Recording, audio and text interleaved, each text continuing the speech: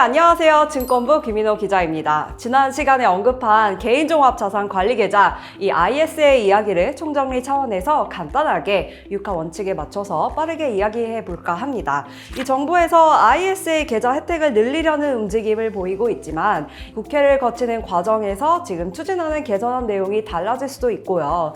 또 개선안이 국회를 통과해 실제 시행되는 데까지는 이 정책 시차가 걸리기 때문에 바뀌는 내용을 우리가 미리 예측하기가 힘들어요. 그래서 일단은 지금 시행 중인 제도에 맞춰서 생각해 보겠습니다.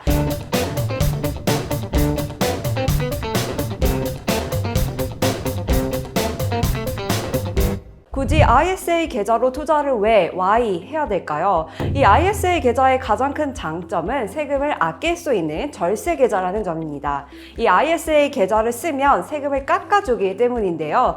특히 배당주에 투자할 때 세금 절약 기능이 빛을 발한다고 생각합니다. 이 장점 하나만 더 꼽자면 조금 마음 편하게 적립식 매수할 수 있다는 점인데요. 이 ISA 계좌로는 어차피 한국 증시에 상장된 종목에 투자할 수 있기 때문에 미국 증시에서 직접 매매하는 것보다는 선택의 폭이 넓지 않습니다. 이 선택폭이 좁은 걸 단점이라고 생각할 수 있지만 또 한편으로는 고민의 폭이 줄어든다는 것을 뜻하기도 합니다.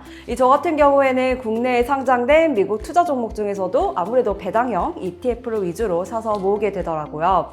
자, 굳이 ISA 계좌로 투자를 해야 할 이유는 크게 세 가지로 정리할 수 있는데요. 이 한국 주식이 아닌 미국 주식 투자에 포커스를 두고 있다는 점을 전제로 해서 이 ISA 계좌로 이 국내에 상장된 미국 주식형 ETF에 투자하는 경우를 중점적으로 생각해 봤습니다. 이 결론부터 말하면 ISA 중개형 계좌의 절세 효과가 빛을 발하는 건 국내 증시에서 거래되는 미국 주식형 ETP, 그러니까 ETF와 ETN을 매매할 때입니다.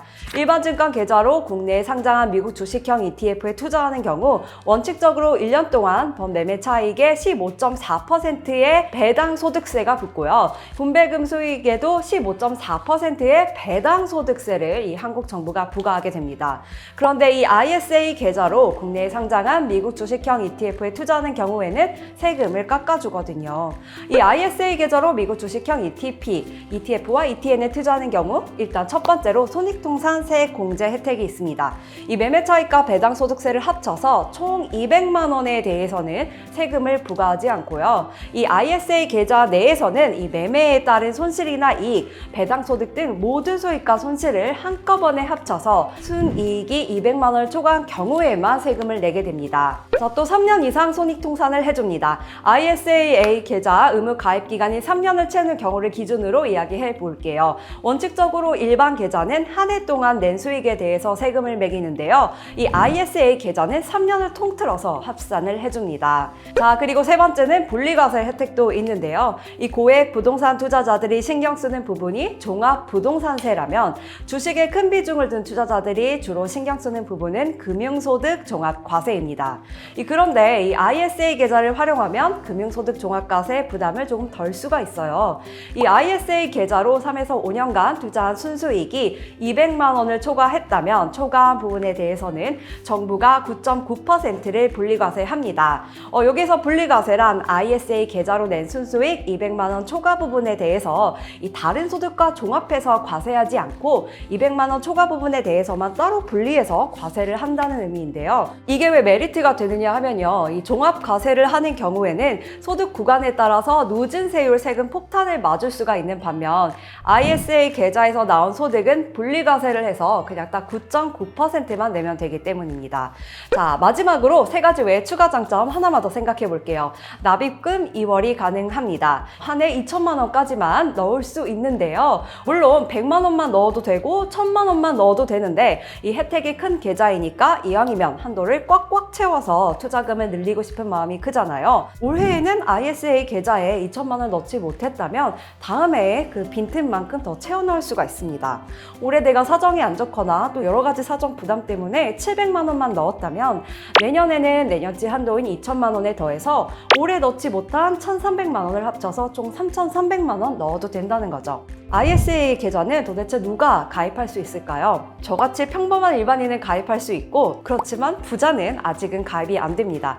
이 정책의 취지상 그런데요. ISA는 지난 2016년 정부가 서민들의 재산 증식을 지원하겠다면서 도입한 절세 계좌이기 때문입니다. 부자들은 가진 자산으로 충분히 노후를 대비할 수 있지만 그렇지 않은 개인들은 국민연금에만 의지하지 말고 스스로 자신의 노후를 준비할 수 있도록 정부가 세제 혜택을 조과하면서 지원에 나선 겁니다. 정부 입장에서는 해줄 수 있는 게 재정 지원 아니면 세금 지원인데 재정 지원을 하면 돈 퍼주기라는 비난을 듣는 데다가 이 또 돈을 퍼줄 만큼 나랏돈 사정이 그렇게 넉넉하지 않다 보니 세제 지원을 선택한 겁니다. 자, ISA는 쉽게 말해서 부자가 아닌 사람이 가입할 수 있다고 했죠. 그럼 도대체 부자는 누구일까요? 부자를 정해야 하는 기준은 여러 가지가 있는데 ISA 가입 자격과 관련해서 보면요. 최근 3년 동안 금융소득 종합과세 대상인 사람을 말합니다. 금융소득 종합과세란 금융소득이 연 2천만 원을 초과한 사람들을 대상으로 해서 이 사람들이 금융소득과 그 외의 다른 소득을 합산해서 종합소득세를 매기는 것을 말합니다. 종합소득세는 누진세 구조이니까 말만 들어도 세율이 꽤 높을 것 같죠.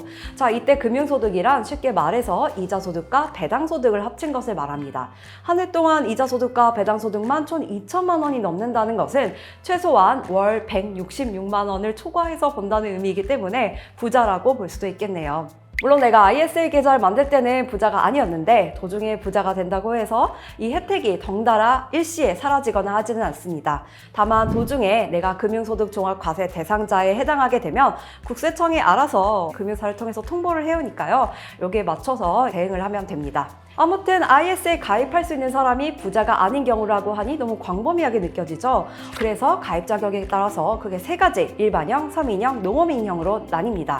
사실 이것은 우리가 선택할 수 있는 부분이 아닙니다. 소득 사정에 따라 분류되기 때문인데요. 자, 우선 서민형은 직전 연도 무소득자, 총 급여액 5천만 원 이하인 근로자, 종합소득 금액 3,800만 원 이하인 사업자에 해당하면 가입할 수 있어요. 그리고 농어민형은 직전 연도 종합소득이 3,800만 원 이하인 농어민 지역 거주자가 해당합니다. 나머지 19세 이상 국내 거주자는 일반형에 가입할 수 있습니다.